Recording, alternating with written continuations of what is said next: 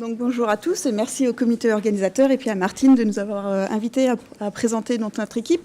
Donc moi je suis au laboratoire Bioconnect de l'Université de Caen et le laboratoire est dirigé par Karine Boumedienne qui est là également et donc avec qui vous pourrez discuter ce midi si vous le souhaitez. Donc notre thématique c'est principalement le cartilage avec 3 axes, arthrose, chondrosarcome et ingénierie tissulaire du cartilage.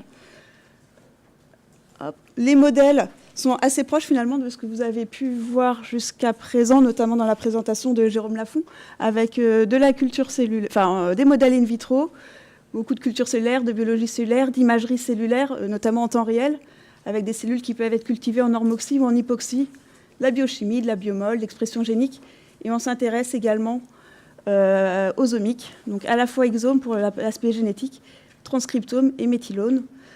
On développe également des modèles in vivo, donc soit des modèles murins, de xénogreffes de tumeurs, et on va mettre en place des modèles d'arthrose. On va s'intéresser notamment à tout ce qui est douleur et puis mobilité. Et on travaille un peu en recherche translationnelle, notamment avec le professeur Marcelli du CHU de Caen, avec lequel on a un programme de recherche clinique interrégionale sur la génétique de l'arthrose.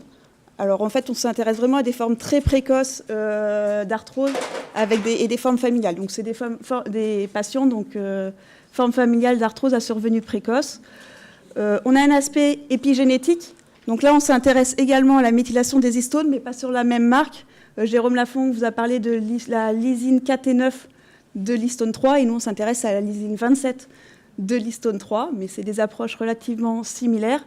Alors, à la fois dans l'arthrose, également donc, dans le chondrosarcome, et puis dans tout ce qui est différenciation et chondrogénèse, ce qui nous amène finalement à nous intéresser à la biologie du développement, parce que le 3e axe du laboratoire, c'est tout ce qui est ingénierie tissulaire du cartilage. Donc on a mis en place une collaboration avec des chimistes pour développer de nouveaux biomatériaux qui pourraient favoriser la différenciation des cellules souches ou la redifférenciation des chondrocytes.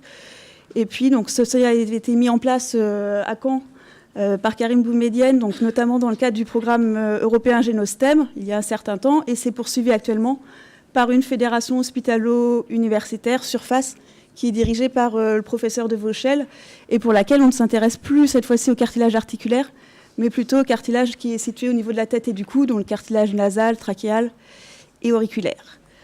Voilà, globalement... voilà, c'est un programme ANR, j'ai obligé pour toute la partie épigénétique et dans le cartilage.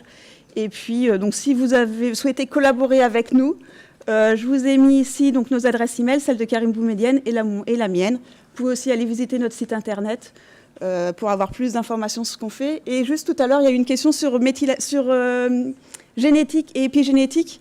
Il y a des articles qui commencent à sortir avec des variants alléliques qui sont associés finalement à des modifications de la méthylation de l'ADN autour de ces variants et qui entraînent une modification de l'expression génique, ou en tout cas qui est associée à la modification de l'expression génique des gènes qui sont autour, enfin au niveau du même locus. Voilà, rapidement. Un projet possible alors?